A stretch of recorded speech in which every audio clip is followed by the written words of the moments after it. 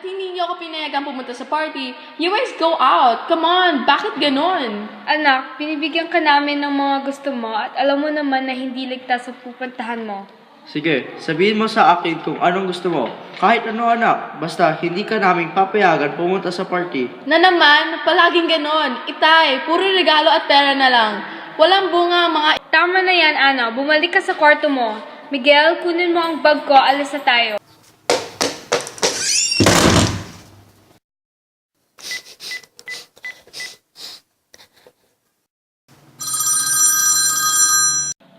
Hey, Ana. Pupunta ka ba sa party na yung gabi? Ay nako, hindi. Si mommy at si daddy kasi nakakainis. Ayoko na sa kanila. Okay lang yan. Ginagawa lang naman nila ang makakabuti sa'yo. At ito ang pagkakakulong ay mabuti sa akin. Basta, ayoko na sa kanila. Anyway, alis na ako. Bye. Okay, bye.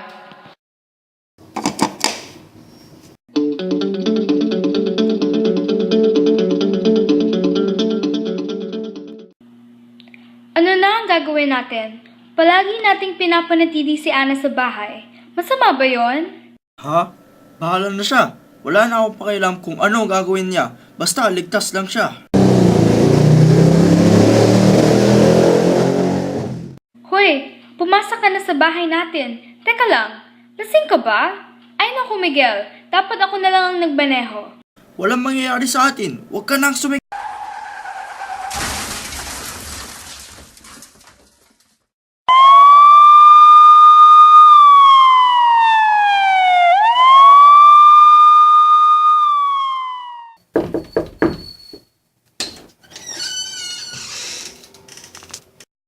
Dito ba nakatira sila Miguel at Maria Fernandez?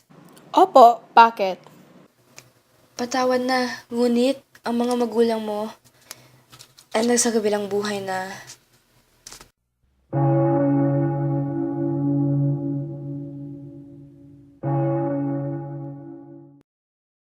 Pagkalipas ng isang taon.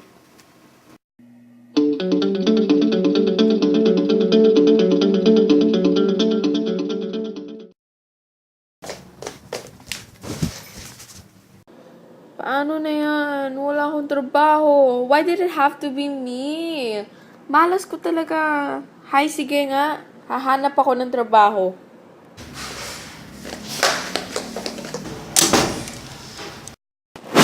Ew, the calzada is so dirty. Uy, merong sign na nagsasabing job for hire doon sa may metro. Hello, may I speak to the manager? Nakita ko po yung sign nyo eh. I want the job. Hello po ma'am, gusto niyo po yung trabaho? Ay, opo. Kasi kailangan ko po. Okay, pwede mo bang sabihin tungkol sa iyo? Okay, well, I am Ana Fernandez, 18 years old, and I graduated in... Teka po ma'am, marunong po ba kayo mag-Tagalog? Opo, pero konti lang po. Kung ganoon pa ang sitwasyon, hindi po namin kayong pwedeng tanggapin. Ang kailangan namin ay mga tao na marunong magsalita ng malalim na Tagalog. What?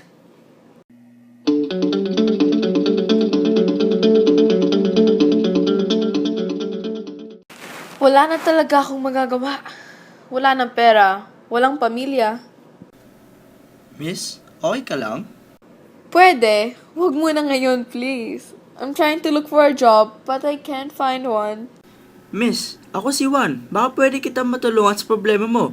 Ito, calling card ko. Kapag interesado ka na sa offer ko, just give me a call. Salamat. Pero sa tingin ko ay pag-iisipan ko muna ito. Kasi hindi naman ako bibigyan ng trabaho na isang tao sa gilid-gilid kung wala itong catch. Just call me kapag gusto mo. Ano kaya yung gusto ng lalaking yun? Bahala na nga. I'll just go home para I can take a rest.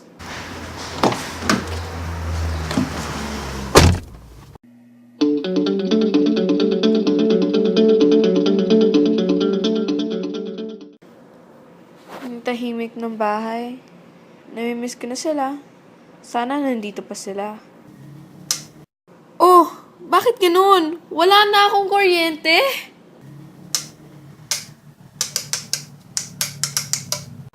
Hay, buhay. Tatanggapin ko na nga ang kanyang alok.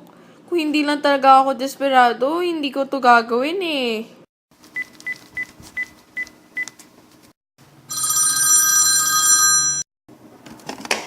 Hello? Sino ito?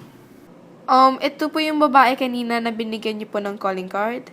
I was wondering po if this is spot for me para sa job. Ah, okay. Naalala ko na. Sige. 8:00 ng umaga, puntahan mo ang office ko sa Quezon City.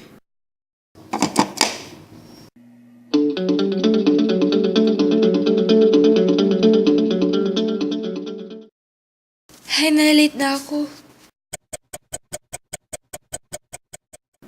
Kapag tinuloy mo ito huwag mo na ulit subukang mag-apply. Ay, sorry po, sorry po. Hay, sige. Mag-usap tayo sa office ko.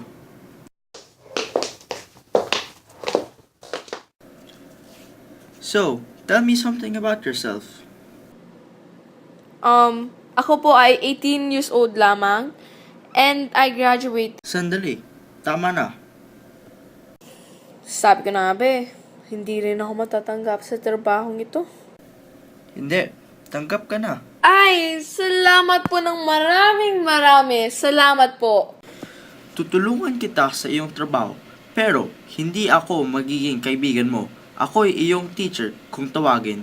Tuturuan kita ang lahat na hindi tinuro ng mga magulang mo. Salamat po talaga, salamat po. Bukas ka na magsisimula at 8. Sige po.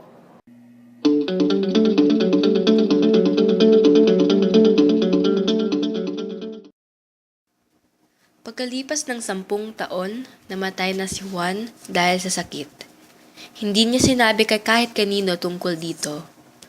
Bago siya'y namatay, ipinamana niya ang kumpanya kay Ana.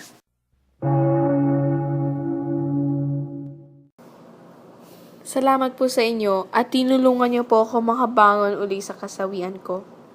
Hindi ko po kayo makakalimutan.